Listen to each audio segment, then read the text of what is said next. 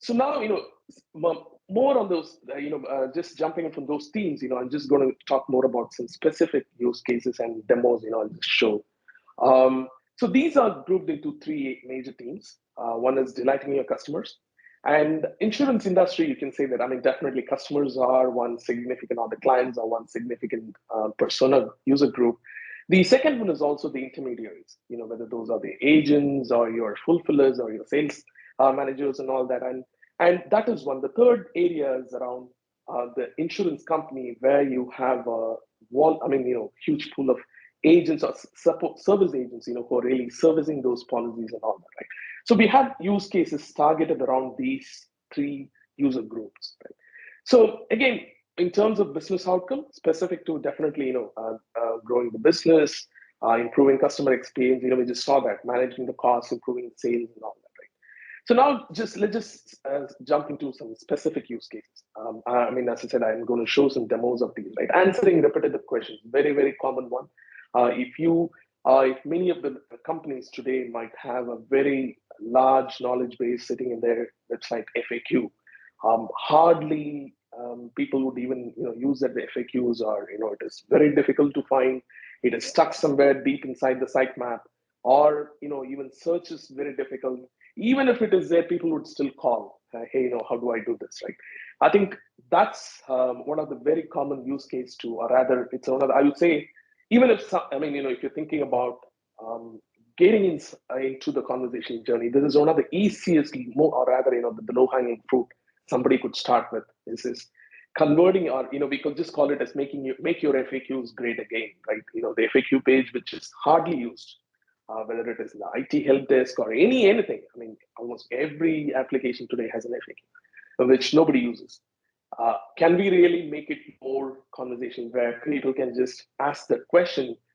We apply the language understanding techniques, and then just to provide the answer. So rather than them calling somebody, they can just talk to a virtual assistant. So this is a very common use case theme, to get started with.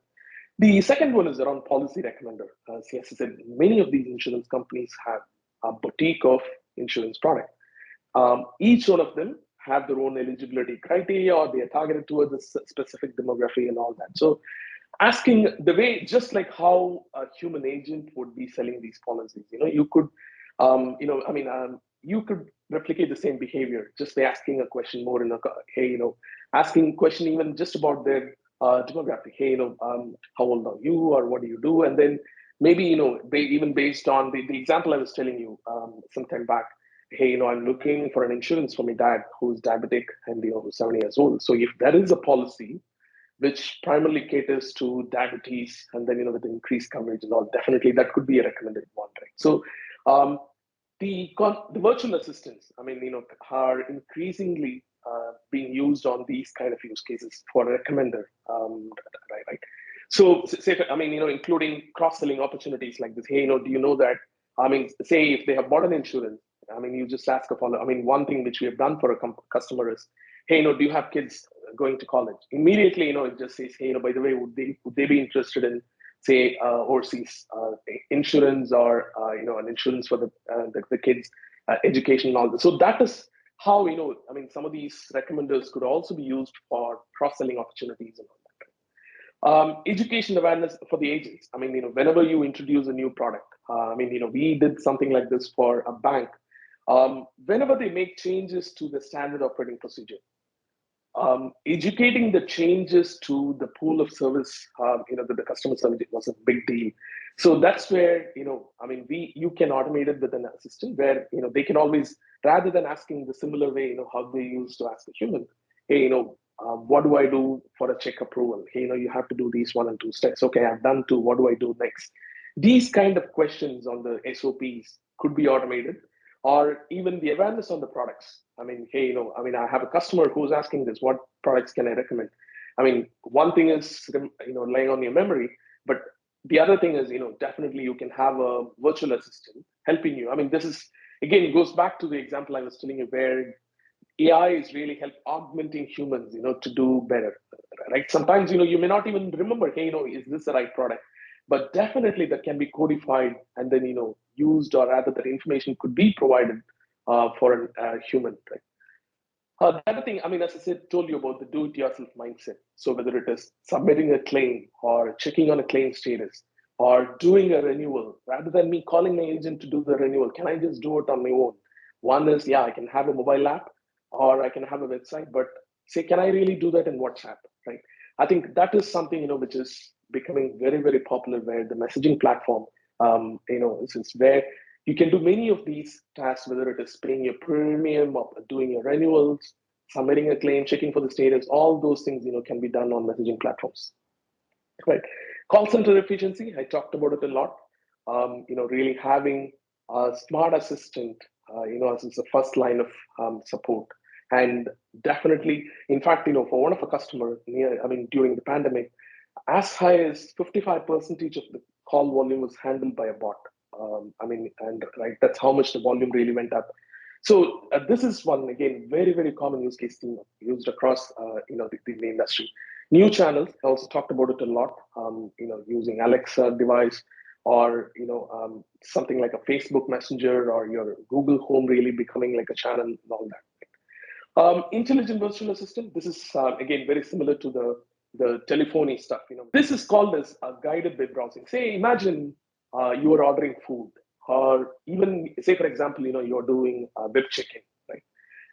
One is, you can do it yourself. Say, for example, you're just going to this, and then you have some question on the food, or you have some question on, say, the piano number. You have to enter for the web check-in. That time, we just call somebody, right? Hey, those calls, imagine, when you call that person, right? They would be, either you have to share the screen, or you would be telling them, hey, this is what I'm seeing on the screen, and then what do I do? And I'm getting this error, what do I do, right?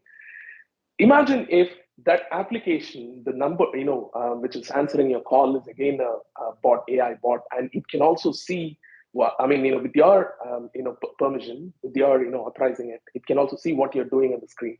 It can guide. That's what we really call as guided, true omni-channel experience, where your telephone call, which is the same Twinkle or the virtual assistant, and what you're doing on the website, both of them share the context, and then they can just, that way the experience, it just gets it's so much better, because it is going to help you without even you really talking to human. This is one area where we focus extensively on. Today, if you really think about it, this kind of experiences, either you have to share a screen, or you start narrating that experience to someone on the phone, and then but if both the applications, the website and the AI bot, if they can share the context, if it really knows, so that's the whole idea. In fact, this is one of most of the times, right? The way one of our customer insurance customers is using this, they keep sending text messages or emails, hey, your policy is up for renewal. You really do not know till the customer really, does the renewal or makes a payment, that sale is not really complete. So what we really do is that from that link, we just help them, complete the transaction with an application like this, right? It's almost like your, whether it is an agent or a human being, really helping you just complete the transaction. Even if you have questions, like what we saw in that example, all those changes and all that, it is being done with a human-like experience, but done by an AI bot, right? So this is something, which is very, very, we have seen some very good receptions from some of customer, and, something very interesting, where two applications share the context. The other thing, I talked about process automation in terms of, how you could automate the workflows on, collaboration platforms and all that, right? So now, I showed you bot, the Twinkle bot and all that. How easy, or rather, where do we really come in terms of, Purple Slate, how do we really come? So what we have is, Kiwi is one of our, the low-code platform, which we have. I'll just show you how easy, or what it really takes, to build a very simple conversational experience like this. Right? So let me just take you to what we have as a Kiwi Studio. So imagine, as I said, a very, very simple low-hanging fruit use case is this around, automating your FAQs. So if you have a bunch of question and answers like this, I'm just taking for the sake of demo, a very simple use case like this. Hey, I have, how easy, or how, for me to create, say, a simple virtual assistant, which can just respond to these questions, right? So what we have is, we have something called this, a Kiwi Studio. Let me do something from scratch. So it is, I'm going to call this as,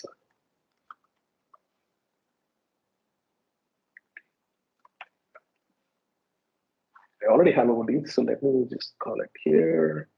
And okay, so this is the CSV I just showed you here, the content with the question and answers, right? So what really happens is, right here.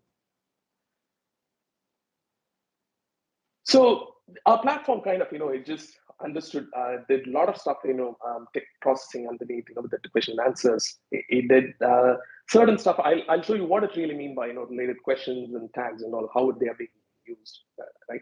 So let me just click next. And,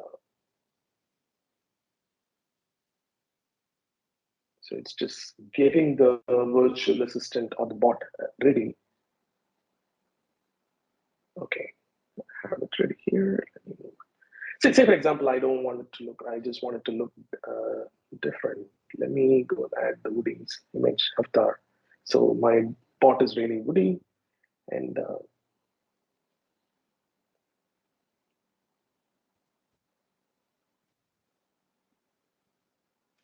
so it has done it. And then, so the bot is now ready, right? I mean, so say for example, how do I even use this? One is, yeah, I can definitely open it. And then, so here's my Woody bot, which is just going to come, with the bunch of questions I had on this, right? Or say, I mean, I have this is my website. I have it something like this, right? How we say, let me just go and go back to Studio, copy this code snippet. And so this is my website, and I already have my website code edited here. So let me just go and paste it here and save it. And this is the website. So I do a refresh, and there you go. There I have my Woody bot available, right? And that's it. What, less than a minute? And so all those questions, you have it ready. So what it does is, say for example, I have a question on, say, how do I sign up for a bank account? I mean, right? So it provides the answer. Along with that, what it also does is, hey, you may be interested in something related to that. So say for example, if I ask a question on, I mean, very similar to what we do in Google, right? I mean, it just responds with an answer. By the time, it also gives you some related information, which you might. That's pretty much what Kiwi also did here. When we created the bot, based on the content. So it say, we have a intelligent way of identifying the tags, identifying the related questions, and that's something, which we do behind the scenes. And once we do that, like if I go back here to the bot, it says that, say for example, this question is insurance, anything related to that, those information is also available, right? So that's pretty much what you get by the platform Kiwi. It is absolutely, it is a no-code platform. Just in few clicks, without writing code, you can have a bot up and running.